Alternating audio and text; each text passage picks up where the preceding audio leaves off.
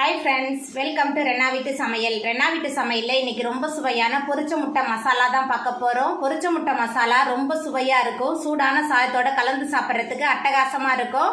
அதுக்கப்புறமா இட்லி, தோசை, சப்பாத்தி எல்லாத்துக்குமே தொட்டு சாப்பிடலாம். ரொம்ப சுவையா இருக்கும். எளிமையான முறையில ரொம்ப சுவையா செய்யக்கூடிய பொரிச்ச முட்டை மசாலா எப்படி செய்யறதுன்னு வாங்க பார்த்துடலாம். பொரிச்ச முட்டை மசாலா பண்ண போறோம். அதுக்கு முதல்ல எண்ணெய் சேர்த்துக்கலாம். எண்ணெய் சூடாகி வரட்டும். எண்ணெய் சூடாகி வந்துட்டு அதுக்கப்புறமா இதில் நம்ம வேக வச்சு தோல் உரித்து வச்சுருக்கிற 6 முட்டை சேர்த்துக்கலாம். முட்டை சேர்த்து இந்த எண்ணெயில் நல்லா பொரித்து எடுத்துக்கலாம். இந்த மாதிரி பொரித்து எடுத்து முட்டை மசாலா செய்யும்போது ரொம்ப சுவையாக இருக்கும். நம்ம சேர்த்த முட்டையெல்லாம் எண்ணெயில் நல்லா பொரிஞ்சு வந்துருச்சு. இப்போ இதை நம்ம தனியாக எடுத்து வச்சுக்கலாம். ரொம்ப சுவையாக இருக்கும். இந்த மாதிரி முட்டையை நம்ம பொரிச்சிட்டு முட்டை மசாலா செய்யும் போது அதுக்கப்புறமா முட்டை பொரிச்சா அதே எண்ணெயிலேயே நீல வாக்கில் நறுக்கி வச்சிருக்கிற 3 பெரிய வெங்காயம் சேர்த்துக்கலாம். வெங்காயம் சேர்த்துட்டு நல்லா கலந்து விட்டு வதக்கி விட்டுறலாம். பெரிய வெங்காயத்துக்கு பதிலாக சின்ன வெங்காயம் சேர்த்து செஞ்சாலும் இந்த முட்டை மசாலா ரொம்ப சுவையாக இருக்கும். நம்ம சேர்த்த பெரிய வெங்காயம் நல்லா வதங்கி வந்துருச்சு. அதுக்கப்புறமா இதில் 1 டேபிள் ஸ்பூன் அளவுக்கு இஞ்சி பூண்டு விழுது சேர்த்துடலாம். இஞ்சி பூண்டோட பச்சை வாசனை போகிற அளவுக்கு நல்லா கலந்து விட்டு வதக்கி விட்டுடலாம். இஞ்சி பூண்டோட பச்சை வாசனை போகிற அளவுக்கு நல்லா கலந்து விட்டு வதக்கி விட்டாச்சு. அதுக்கப்புறமா மிக்சியில் சேர்த்து அரைச்ச 2 தக்காளி விழுது சேர்த்துடலாம். தக்காளி விழுது சேர்த்துட்டு நல்லா கலந்து விட்டு வதக்கி விட்டுடலாம். தக்காளி விழுது சேர்த்துட்டு நல்லா கலந்து விட்டு வதக்கியாச்சு. அதுக்கப்புறமா 2 பச்சை மிளகாய் கீறி வச்சுருக்கேன். பச்சை மிளகாய் சேர்த்துக்கலாம். கூடவே கொஞ்சமாக கருவேப்பிலை சேர்த்துட்டு நல்லா கலந்து விட்டு வதக்கலாம்.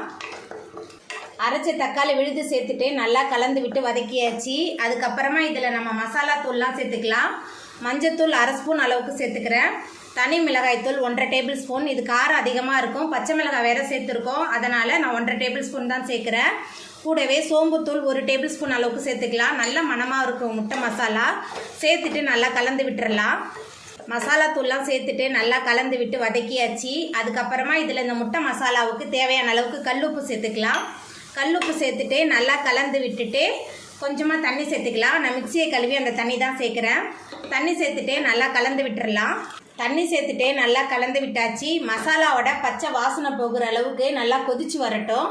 முட்டை மசாலா நல்லா கொதிச்சு சுற்றிலும் எண்ணெயெல்லாம் பிரிஞ்சு வந்துருச்சு பாருங்கள். அதுக்கப்புறமா இதில் 1 டேபிள் ஸ்பூன் அளவுக்கு நாட்டு சர்க்கரை சேர்த்துக்கலாம். நாட்டு சர்க்கரை சேர்த்துட்டு நல்லா கலந்து விட்டுறலாம். ரொம்ப சுவையாக இருக்கும் இந்த பொரிச்சு வச்ச முட்டை மசாலா. சாம்பார் சாதம், ரச சாதம், அதுக்கப்புறமா எல்லா டிஃபன் ஐட்டத்துக்கும் தொட்டு சாப்பிட்றதுக்கு ரொம்ப சூப்பராக இருக்கும். நாட்டு சர்க்கரை சேர்த்துட்டு நல்லா கலந்து விட்டாச்சு. அதுக்கப்புறமா நம்ம பொரிச்சு வச்சுருக்கிற முட்டை சேர்த்துக்கலாம். உங்களுக்கு பொரிச்சு வச்சு முட்டை இந்த மாதிரி சமைக்க பிடிக்கலன்னா நீங்கள் பொரிக்காமையும் இதே முறையில் செஞ்சு பாருங்கள். அதுவுமே நல்ல சுவையாக தான் இருக்கும். இப்போ பொரிச்ச முட்டை சேர்த்துட்டு நல்லா கலந்து விட்டுறலாம். பொரிச்ச முட்டை சேர்த்துட்டு நல்லா கலந்தாச்சு. முட்டை மசாலா எல்லாமே சேர்ந்து நல்லா கொதிச்சு வரட்டும். முட்டை மசாலா ரெண்டுமே சேர்ந்து நல்லா கொதிச்சு வந்துருச்சு. ரொம்ப சுவையான பொரிச்சு வச்ச முட்டை மசாலா சூப்பராக ரெடி ஆகிட்டு இப்போ நம்ம அடுப்பை ஆஃப் பண்ணிடலாம்.